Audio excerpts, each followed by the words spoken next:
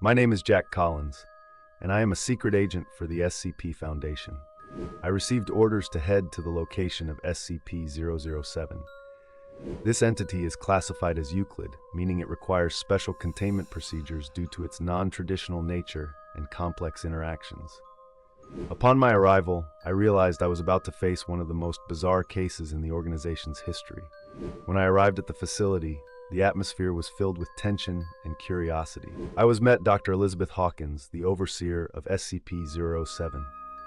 She led me to the control room where we could monitor the room housing the entity. The room containing SCP-007 was tightly sealed, measuring 10 meters on each side and comfortably furnished as a living area. SCP-007 resides within a cavity in the abdomen of a man named Michael Rivers, a Caucasian male physically approximately 25 years old, claiming to be 28 and standing 176 centimeters tall.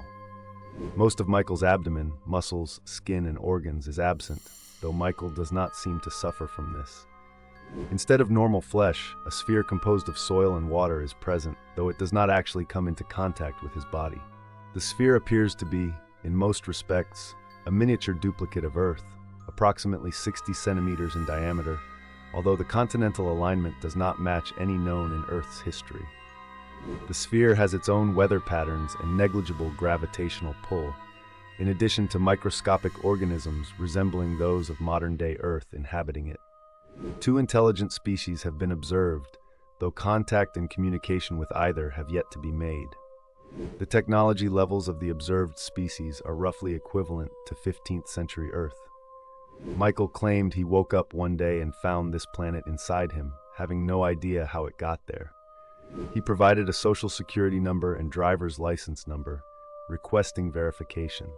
Upon checking, it was discovered that neither had yet been allocated. Michael does not require food or water, and although he has been observed consuming both, what happens to these substances after ingestion is unknown. Michael is intelligent, IQ measured at 128, and amiable, considering the planet in his abdomen a minor curiosity.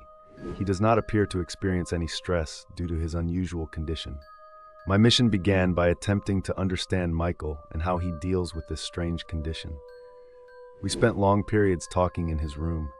Michael was friendly and open, which made me feel at ease during the interrogation. "Michael, how did this condition start?" I asked him as we sat in front of the strange sphere in his abdomen. "Jack, I woke up one day and found this sphere here. I don't know how it got there or what it means. It's just a part of me now." Michael answered calmly. Dr. James Carter played weekly chess games with Michael, during which Michael's mental health was evaluated. Dr. Carter reported that Michael did not seem bothered by the confined living environment, had not attempted to escape, nor showed signs of violence or mental illness, although he repeatedly requested a computer with internet access. It is recommended that this request not be granted, as it may compromise security. "Michael, how are you feeling now?" Dr. Carter asked while setting up the chessboard. "I feel fine. Life here isn't as bad as you'd think. I guess I've gotten used to it," Michael replied with a smile. We had to study the small sphere in Michael's abdomen closely. Research teams were dedicated to monitoring the weather on this miniature planet, studying the microscopic organisms living on it, and trying to understand how this strange entity formed. "Jack, come look at this. The microscopic organisms are reacting to minute environmental changes in a highly complex manner," Dr. Hawkins said as she pointed to the monitor. As time went by, I began to develop a human connection with Michael. He was an ordinary man before finding himself in this bizarre situation. It was clear that he was silently suffering despite his attempts to show otherwise. "Jack, do you think there will be a solution to this condition?" Michael asked me one day as we sat talking. "Michael, we're working hard to understand this condition. There might be a solution, but we need to be patient," I responded, trying to reassure him.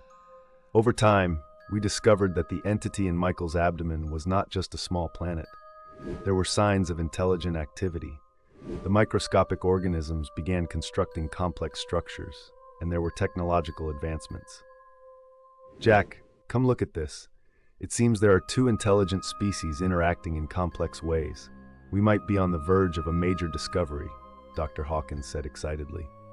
At the end of my mission, I returned to the base with many questions and even more curiosity about this strange entity. SCP-007 was one of the most bizarre entities I had ever encountered, but I knew there were more adventures awaiting me with other supernatural entities.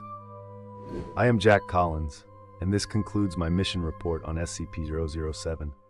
But this is not the end.